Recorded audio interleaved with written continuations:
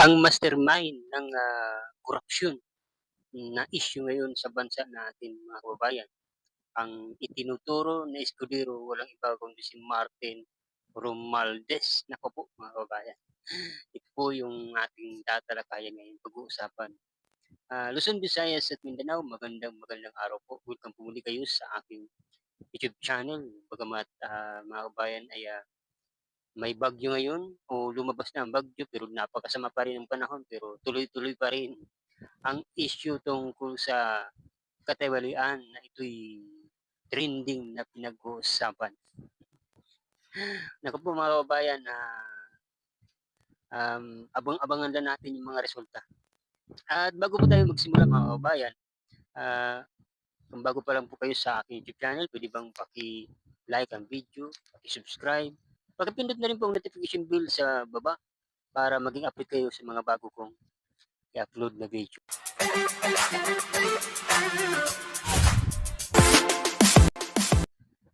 At ito na nga guys, umpisahan po natin. Hindi po natin ipapalabas at magkakaroon lamang po tayo ng konting reaction dito tungkol nga po sa pahayag o privilege speech ni Francis G. Escudero o dating Senate President na ang itinuturo niya na salarin ng kaguluhan at corruption na pinakamataas ay walang iba kundi si Martin Romualdez.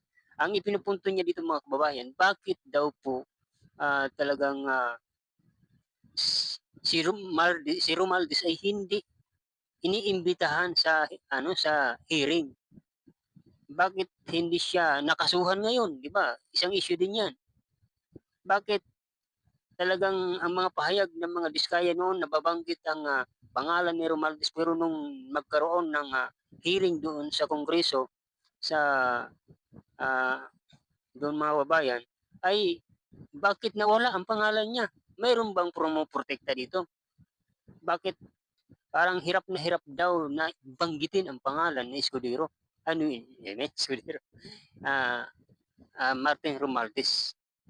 At itinuro na nga dito mga kababayan ni itong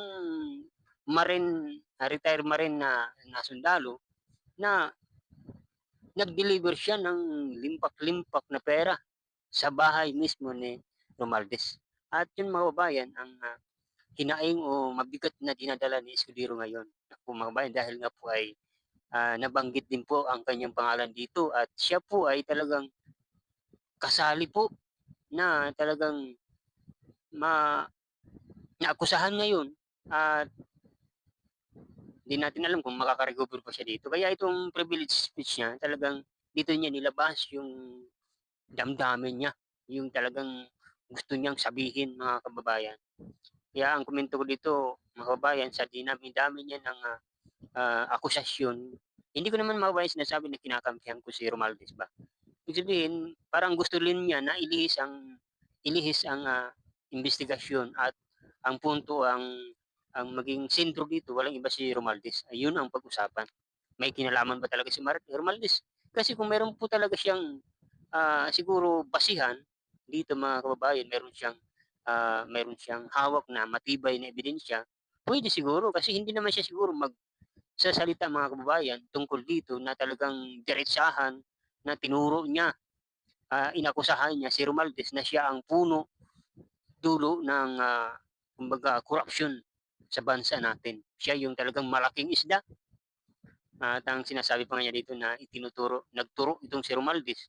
Pero yung ano niya, yung tawag dito, yung tatlong daliri ay bumalik sa kanya. Eh paano mga babae kung ako magturo, di ba? Oh. Eh putol yung isa, dalawa na lang. Eh nakakalungkot lang mga babae. Pero joke lang mga kabayan. Pero ito nga po mga kabayan, yung komento ko dito parang nilabas ni Chis Escudero yung sama ng loob. Bakit daw ganun nangyari? Bakit hindi imbestigahan? Bakit hindi iniimbitahan si Romualdez? Napakarami niya sinabi tungkol sa mga nag-donation na sa kampanya, eh pati nga daw si Unitim, yung Unitim nakatanggap din ng donation mula sa mga ano na yun, mga tawag dito, mga kontraktor, mga engineer. Kasi yung mga kumpanya na yun, yung mga pangalan ng kumpanya yun, nag-donate sila doon sa ano, sa campaign ng mga kandidato. Hindi lang naman daw siya. Bakit siya lang daw ang iniimbestigahan? Mayroon naman daw iba, marami diyan. Maging ang Unity, mayroon din, di ba? Totoo yan, mga kababayan. Bakit hindi iniimbestigahan? So, mga kababayan, mayroon talagang malaking ano dito, yun yung pinakamalaking pasabog ni Escudero na itinuro niya si Martin Romualdez. Kaya mga kabayan, ano ba ang talagang pinaka ano dito? Hindi ko rin ano masabi kasi ikaw ano ba ang reaction mo? Kasi ang komento ko lang dito, gusto lang niya ang reaction ko dito, parang gusto niya lang niya ilihis ang atensyon ng taong bayan. Pero kung meron naman siyang matibay na ebidensya, meron siyang pinaghahawakan, ibig sabihin, pwede niyang pagpatuloy yung kanyang sinasabi. Di ba? Di ba? Totoo yan. Eh, alam naman natin itong nagturo kay Martin Romualdez, yung dating speaker ng House na fake nga yung notaryo, talagang pinike, hindi hindi tama eh nung nagkabukingan na. Kaya lumalabas na parang yun nga sabi nila kino-coach daw ang paliwanag naman dito ni Marcolita na hindi naman daw niya kino-coach kundi talagang nakita niya na nilaktawan ni nung witness nila ang kanyang binabasa.